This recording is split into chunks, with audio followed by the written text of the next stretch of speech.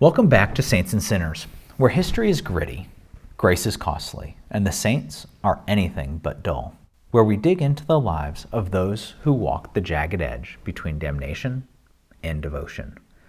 These stories aren't polished homilies. They're bruised, bloodied, and at sometimes scandalous.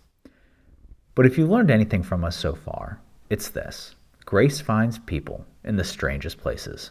Don't forget to hit follow, subscribe, and stay with us. Today, we dive deep into the twilight of empires and the dawn of faith, where a single act of brutality becomes a beacon of belief. This is Saints and Sinners.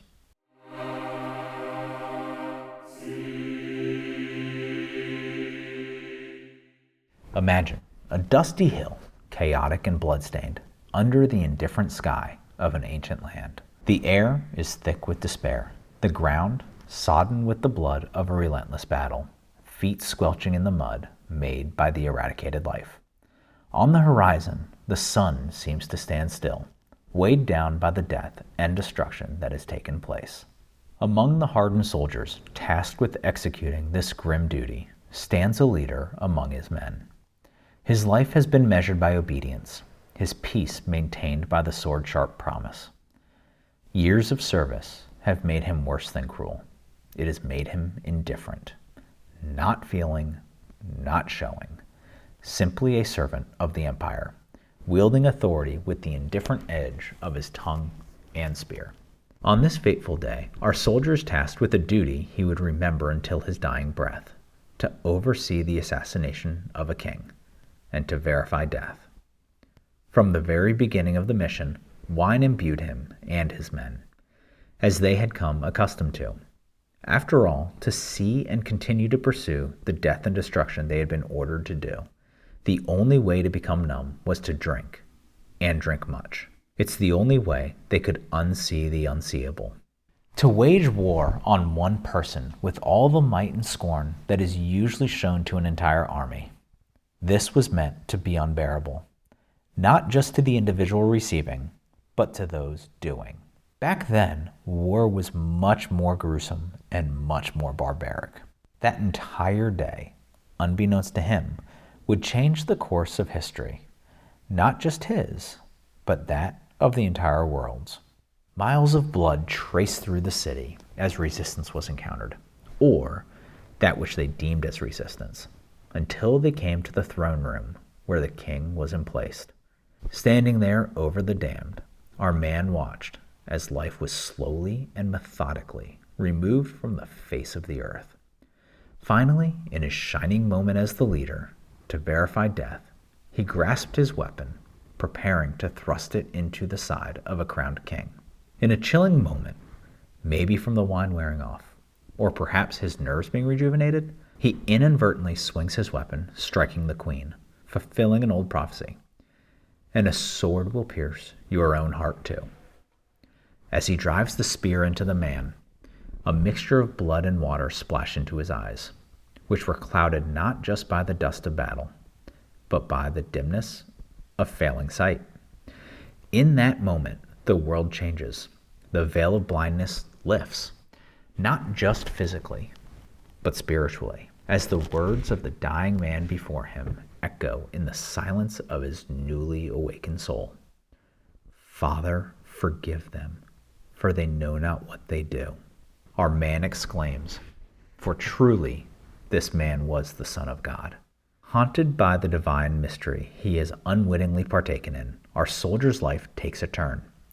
The empire he once served unfurls before him as a map of fleeting conquests, but his path now winds through uncharted territories of faith. He resigns from the army and returns home to Cappadocia, back to the land of stone idols and blind gods. But the stone, it feels hollow now. The eyes of marble can't see what he's seen. In a fervor born of revelation, he shatters them, trading the empire for evangelism. In his new conviction, he becomes outspoken and fervent, beginning to teach others, preach what Christ and the apostles taught, and work miracles in his name. They call him mad at first. A soldier preaching peace? A killer speaking of love? but madness doesn't work miracles. As tales of his miraculous deeds spread, they ignite both wonder and wrath. A local governor, blinded by skepticism and staunch in his pagan beliefs, summons him, demanding a renunciation of his newfound faith. But our convert, unshaken and composed, offers instead a prayer and witness. And behold, the governor's heart is melted.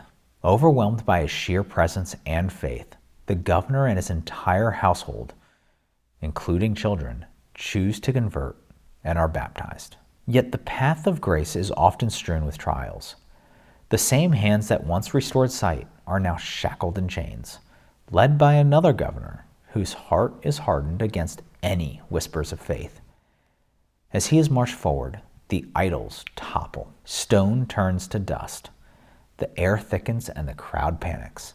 The governor is blinded by fury, and something even more dark. Only through my sacrifice, says the soldier, will your sight be restored. And so they try to silence him, the old-fashioned way. Condemned not for acts of violence, but for the audacity of his transformation and to test his prophecy. The governor orders the execution of our man. 3 days later, our man is led to the chopping block, with the governor sitting close by. As the executioner's blade descends through his neck, he is splashed by the arterial blood and finds his sight miraculously restored. In an instant of divine irony, he too is converted, compelled by the sacrifice he witnessed, to have himself and his family baptized. This tale, echoing quietly through the ages, reminds us that true sight often comes only through the lens of sacrifice. And so our story closes, not with an ending, but with a legacy that transcends time. A testament to faith's enduring light in the darkness. Who was this man, you ask? This soldier of empire turned soldier of faith? History remembers him by his lowest, most brutal moment, when he opened the side of Christ, which opened his own heart. He was recorded in Scripture as Gaius, but his baptismal name became Longinus, saint and martyr, the centurion whose blindness gave way to unshakable vision. He didn't just watch salvation, he literally punched a hole in it. His legacy? A testament to the power of grace and the enduring truth that sometimes it is not the sword that conquers the soul, but the soul that conquers the sword. His journey from a blind executioner of orders to a seer of divine truth reminds us that no one is beyond redemption.